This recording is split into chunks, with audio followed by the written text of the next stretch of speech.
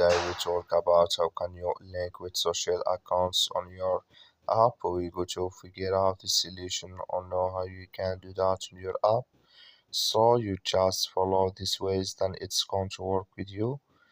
All you have to do, you just go here above your photo profile, click on it.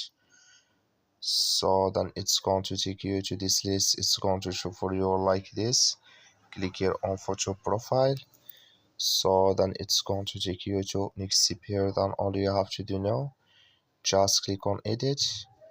So then it's going to take you to this list here.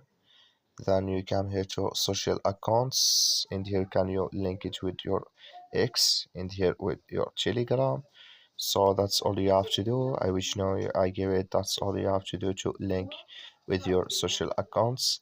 So thank you for watching. Don't forget to support us by liking and subscribe.